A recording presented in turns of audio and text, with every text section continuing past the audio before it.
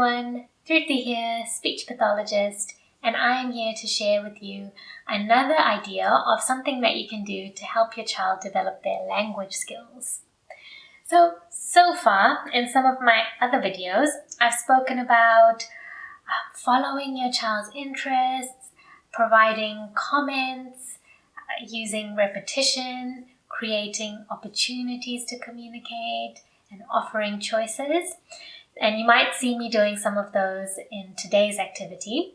But another really important tip I want to give you is to sometimes pause to let your child communicate first.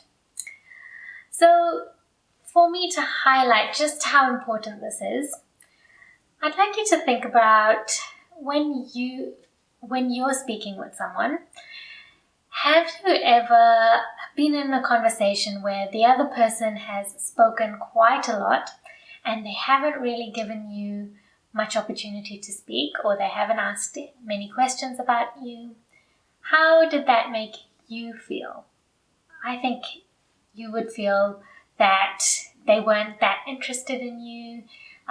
Maybe you didn't have a chance to share your side of things, and you might be less likely to carry on their conversation.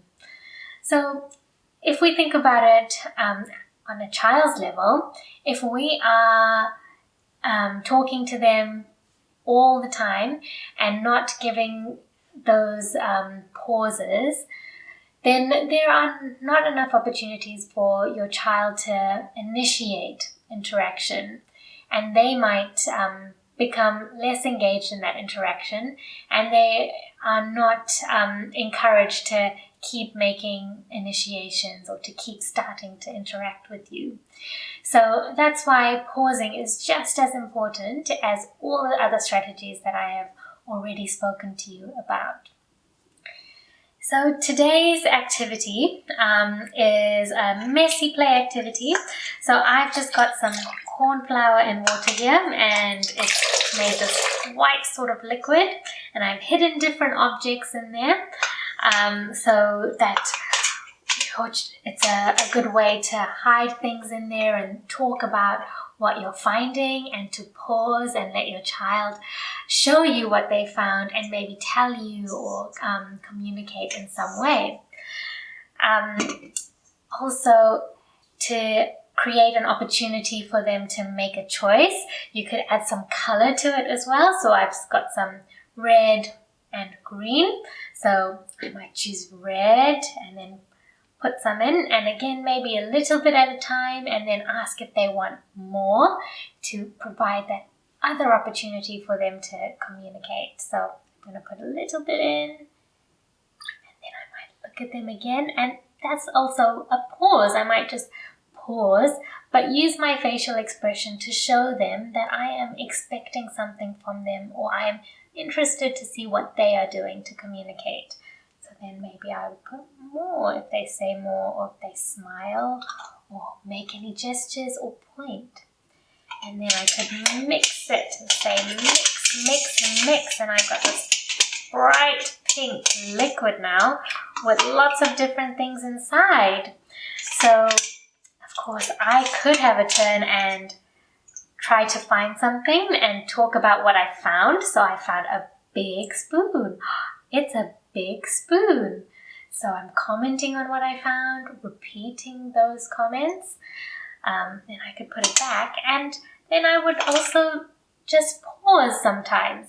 And that doesn't mean that I'm just pausing and not showing interest in the child, but I am looking at them at the same time, but not saying anything, just using my facial expression to show them that I'm still interested and really looking at what they're doing. So when they are ready to communicate, I can be responsive to that.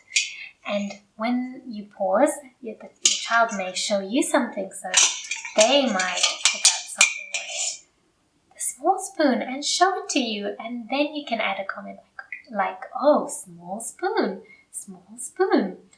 And in that way, you have been responsive to their initiation, and you are encouraging them to make more and more initiations, and they will be more likely to to start interacting with you more often.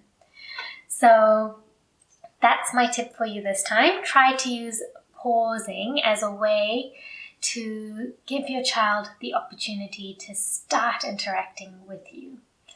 I hope you found that helpful. If you want to keep seeing more, please subscribe, like, or comment on my videos. Thank you for watching. Bye.